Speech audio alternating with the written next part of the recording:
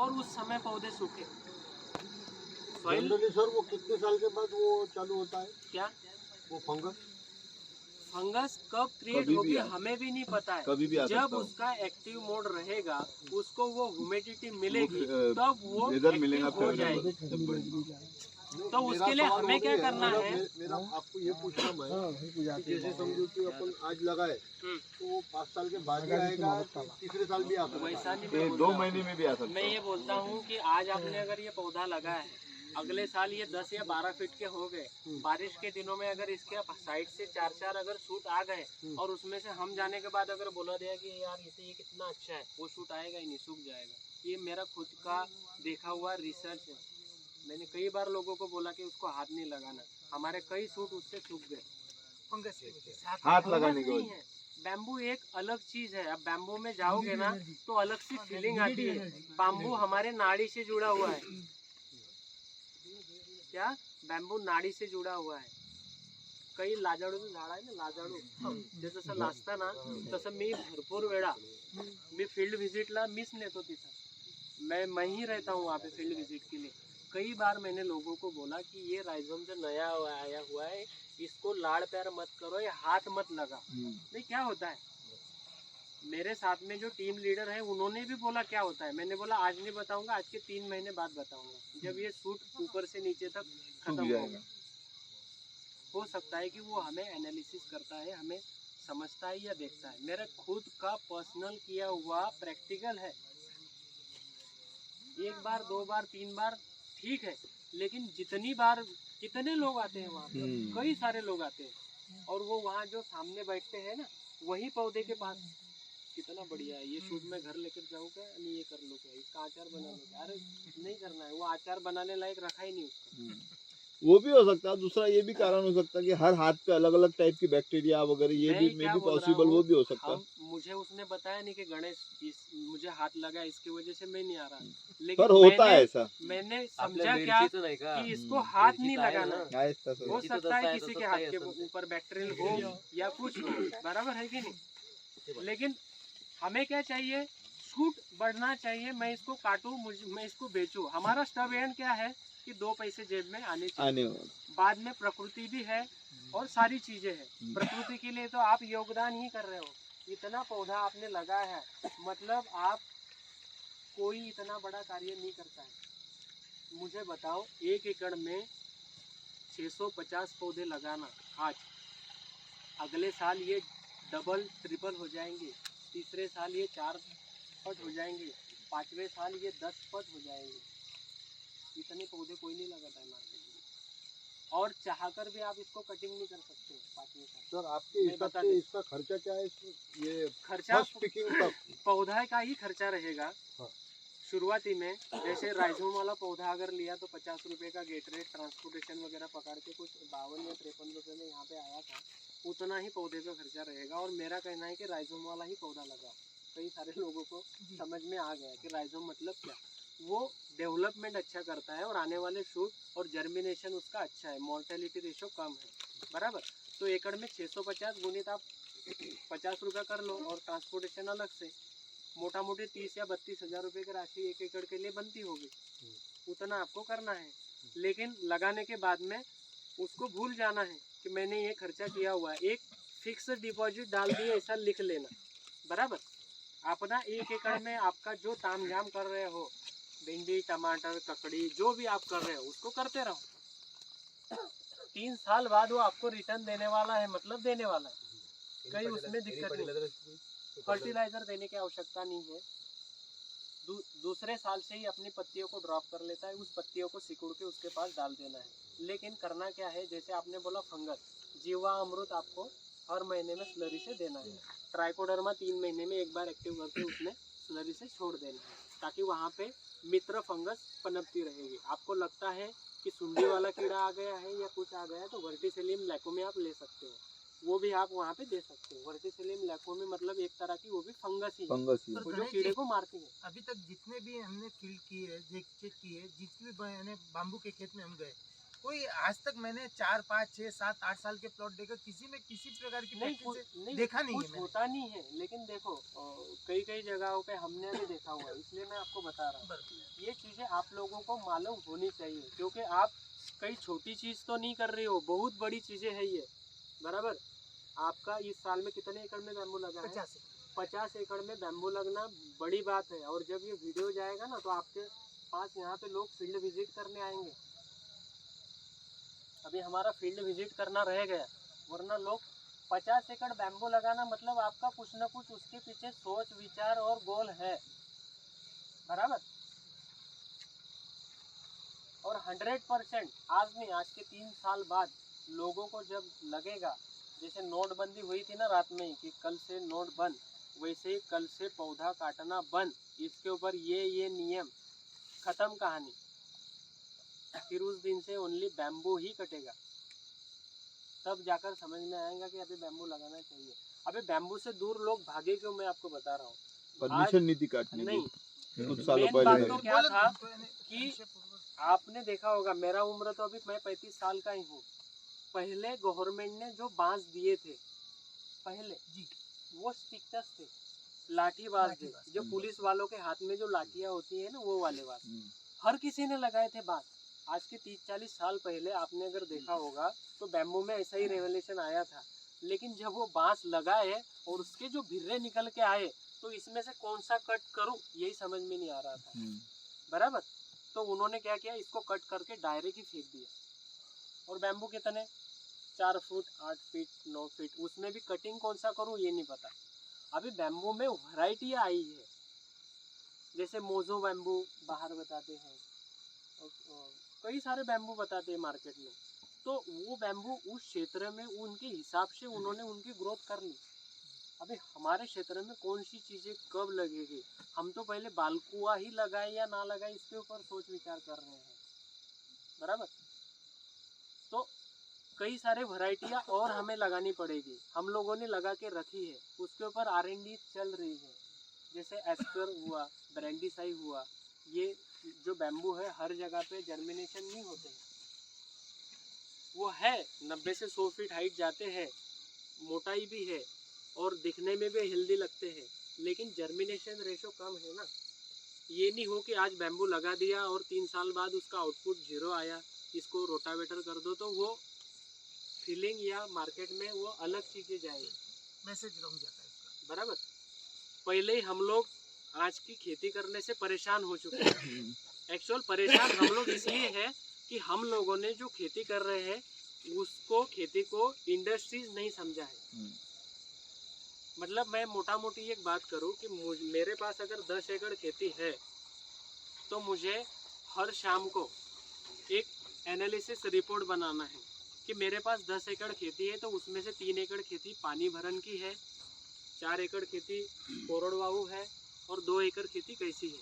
आपके पास तो डाटा है आपकी खेती का, ब्लैक सॉइल कितनी है, इसमें मुरमाड़ मिट्टी कितनी है, तो मैं इसमें क्या क्या क्रॉप लगाऊं। अगर ये मैंने सोयाबीन पकड़ा है, अरहर पकड़ा है, तोर पकड़ा है, या मैं केला लगाने जा रहा हूँ, या मैं गन्ना लगाने जा रहा हूँ, या कपास लगाने जा रहा हूँ, तो कब कैसे और इसके लिए लैंड प्रिपरेशन क्या रहेगा। या मैं 10 अब जिस तरह कॉटन है और ये सारी बेल्ट कॉटन की है और कॉटन में बीमारी आ गई। बुआरी मतलब बीमारी आ गई, हाँ, दुआरी और यील्ड भी कम हो गई, बराबर फार्मर उससे दूर हटने लग गया, बराबर कि भाई ये इकोनॉमिकल नहीं है। बराबर पपीता आ गया, उसमें भी वायरस आ गया, जबरदस्त, बराबर। और नाजुक फसल है और उसमें कॉस्ट भी काफ़ी लगानी पड़ती है। अब फार्मर तो ये देख रहे हैं रफ टफ, उससे कि गन्ना लगा लो, गन्ने की पैदावार अच्छी हो जाएगी और देखभाल उससे कम है, बराबर। तो ये बांस इससे देखभाल में और उसमें इसमें तो ये तो रद्दड़ ही है, इसको तो देखना ही जंगली है, समझ लो ये तो रद्दड़ है, अभी बांस की मैं बात करूं तो बांस के ऊपर आपका विषय तो है। आप तो ये कह रहे हो ना कि हाथ लगाते ही और वो तो सूख जाएगा। मैं एनालिसिस की बात कर रहा हूँ कि मैंने खुद ये चीजें एनालिसिस की हुई है, उनका बराबर? कुछ ही झाड़ों की बात कर रहा है है, ना? ये अच्छा दिख रहा मैं था, इसे आपको हाथ मत लगाइए बोले ये आप। वही तो मैं एनालिसिस आपको में ये कह कर रहा रहा वही हूँ। पूछ रहे एक्चुअल हो। मैं ये बता रहा हूँ आपको कि बैम्बू के फील्ड में बाद में कोई जाता ही नहीं है काम करने। अब शुक्ला साहब के फार्म को देखने के लिए 150 आदमी आया, कोई किसी को हाथ लगाएगा। वैसा नहीं, देखो जो चीजें रियलिटी है ना वो मैं आपको बता रहा हूँ, बराबर? सही बात बोल रहे हो, बराबर? ये अकेले से नहीं होता है। जैसे हमारे यहाँ पे हजारों लोग आते हैं और वही एक जगह पे बैठेंगे, वही एक भिर्रे को, मैं खेत की बात नहीं कर रहा हूँ, मैं उस भिर्रे की बात कर रहा हूँ जहाँ पे हम लोग डेली बैठते हैं। वहाँ पे वो भिर्रे को खत्म कर दिया उन लोगों ने। खत्म मतलब क्या कि इस साल के भिर्रे उन्होंने, या हो सकता है किसी ने दबोच लिया हो, पकड़ लिया हो, ऊपर के पत्ते ही छाट दिए हो। मैं ये आपको बता रहा हूँ चीजें। और हर फसल में ये बीमारियां आ क्यों रही है, इसके ऊपर भी हमें मंथन करना पड़ेगा ना। जैसे एक मेरी वीडियो यहाँ की तेलारा की पड़ी हुई है, केले की। एक गाड़ी में 20,000 पौधा मैंने भेजा। कितना? 20,000। अभी आपने 2,500 उतारा, इन्होंने 10,000 उतारा, इन्होंने 5,000 उतारा, इन्होंने अलग, एक ही गांव में अलग अलग जगह पे पौधे लगे, बराबर? अभी आपने क्या किया, आपने मेरी 3 महीने पहले की वीडियो देख ली। मैंने बोला हुआ था अगर फुल बारिश के समय आपको अगर केले के पौधे को लगाना है तो आपको इसमें सोयाबीन क्रॉप लेना पड़ेगा। आपने वो सुन लिया, समझ लिया, बेड डाल दिए, सोयाबीन डाल दी। सोयाबीन इतनी बड़ी हो गई, अगस्त में केले के पौधे को उसमें लगा दिया। उसकी सराउंडिंग आपको छोड़ दी, क्योंकि केले का पौधा इतना ही आता है। 2 फीट की जगह ओपन कर ली, केले के पौधे को उसमें लगा दिया। अभी उसके साथ में ही अदरवाइज किसानों ने जो एज इट इज जैसे डेली लगाते हैं वैसा लगा दिया। अभी इस साल क्या हुआ, बारिश बहुत ज़्यादा हुई, बराबर? बारिश बहुत ज़्यादा जब होती है तो केले के ऊपर इस साल CMV वायरस बहुत ज़्यादा आया, बराबर? CMV वायरस जो आया तो अभी 3 लोगों के खेत में CMV वायरस 1% पौधों के ऊपर है। ये भाई के खेत में एक भी पौधे के ऊपर नहीं है। क्योंकि उसके खेत में नंबर ऑफ लीव्स की संख्या बहुत ज्यादा है, पत्तों की संख्या बहुत ज्यादा है। सोयाबीन के पत्ते, केले के पत्ते तो समझ में नहीं आ रहे। अभी पूरे खेत में यहाँ पे क्या है, ओनली केले के पत्ते। अभी थ्रिप्स माइट्स और वो वातावरण जब बनता है तो वो थ्रिप्स माइट्स उस केले के पत्तों के ऊपर आते हैं, उसका क्लोरोफिल खींचते हैं। अभी होता क्या है, उन दिनों में ऊपर से सनलाइट भी नहीं होता है, एकदम सूक्ष्म होते हैं। अगर ऊपर से सनलाइट आए तो वो क्लोरोफिल खींच नहीं सकते हैं पौधे का, बराबर? तो उसके ऊपर CMV वायरस आया। अभी ये भाई के पास हुआ क्या, इसके प्लॉट में 1.25 एकड़ में 16 क्विंटल सोयाबीन मिल गई इसको। पौधा आज लगाया, 1 महीने बाद उसकी सोयाबीन कट गई, पौधा एज इट इज हो गया। 1 महीने बाद वातावरण भी क्लियर हो गया। अभी इसको 1.25 एकड़ में केले के पौधे भी लगाए और अभी सोयाबीन भी लगाए, तो सोयाबीन 16 क्विंटल हो गई। अभी केले के पौधे में एक भी पौधा खराब नहीं है और केले का पौधा एकदम जमाजम चल रहा है। अभी जिस व्यक्ति ने सोयाबीन ही लगाई थी, समझ रहे हो, जिस व्यक्ति ने 1.25 एकड़ में ओनली सोयाबीन ही लगाई थी, स्प्रे भी किए, कल्टीवेटर भी घुमाया, बैल जोड़ी भी की उसमें, उसको 8 ही क्विंटल सोयाबीन आई। समझ रहे हो, क्रॉप पैटर्न को हमें चेंज करना पड़ेगा परिस्थिति के हिसाब से।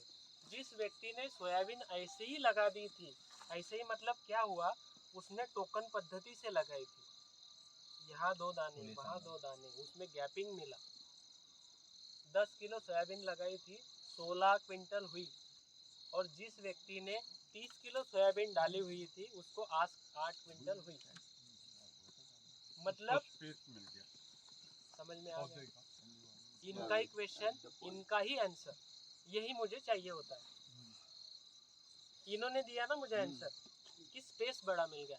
हर क्रॉप के लिए मैं वही बोल रहा हूँ कि क्रॉप पैटर्न हमें समझना पड़ेगा और उसको ग्राफ देना पड़ेगा। अभी जैसे गेहूँ हम लोग डाल रहे, कई लोग 40-40 kg तक 1 एकड़ में डाल देते हैं और कई लोग 20 kg ही डालकर उससे 2 गुना ले लेते हैं, बराबर?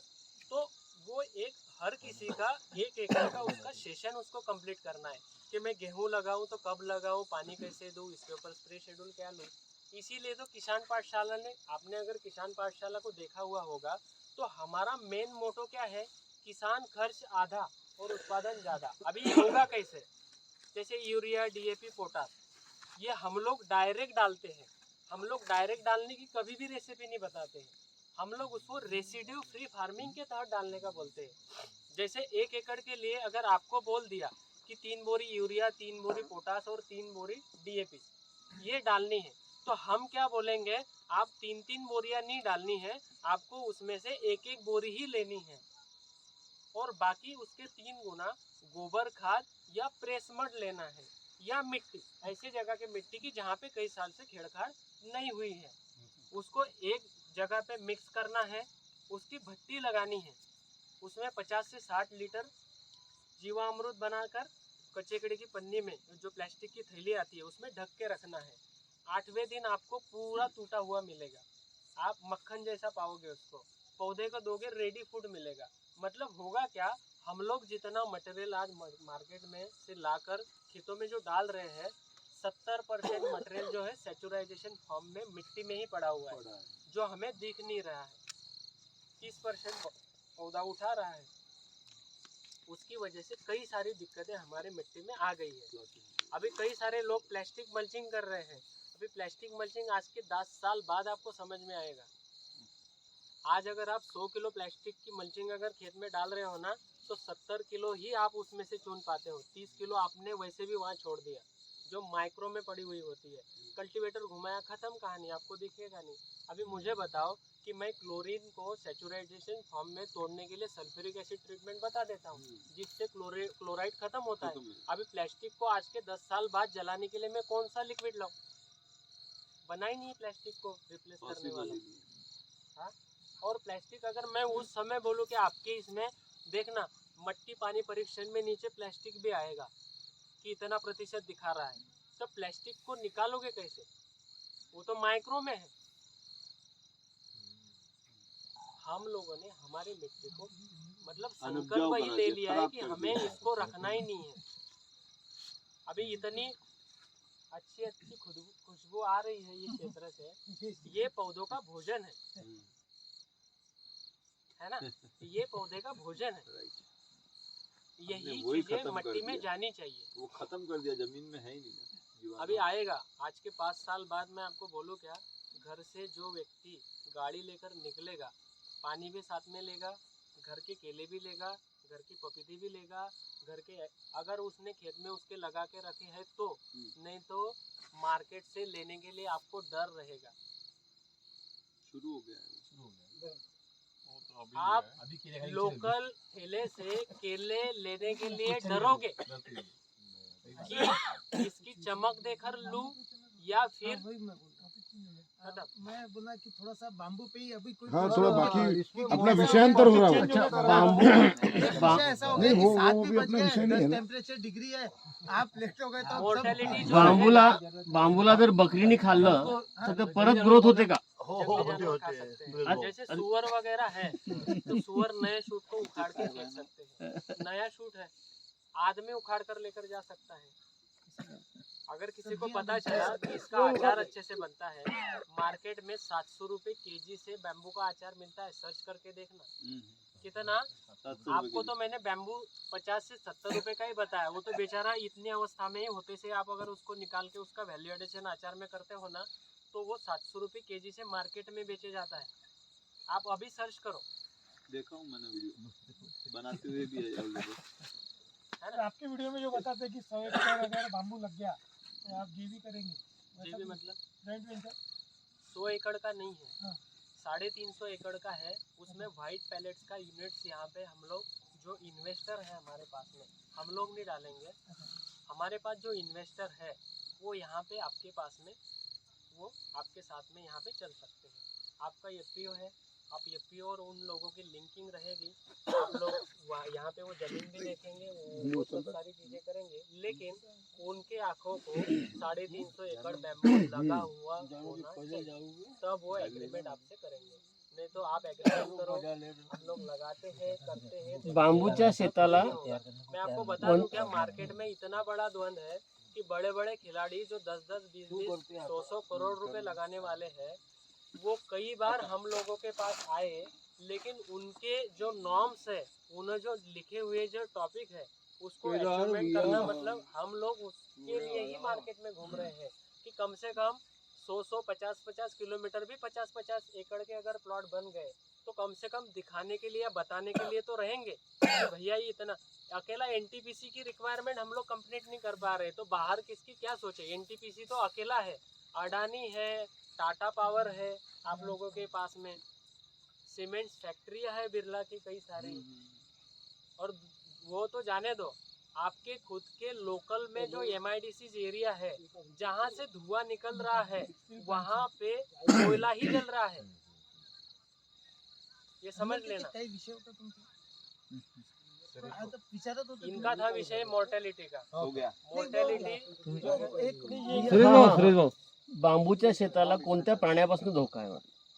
बांबूच्या शेताला 2 पायाच्या प्राण्यापासून जास्त धोका आहे, बर बरोबर. हं, बाकी 4 पायाचे तर सगळेच. हं. होतं काय मी सांगतो, जसं इथं बॅम्बू लागवड केली, बरोबर. बॅम्बूला आता लागेल उन्हाळा 3-4 महिन्यानंतर, फक्त होईल काय, आजूबाजूच्या एरियामध्ये काहीच हिरवगार नाही, बॅम्बूचे पानच हिरवेगार.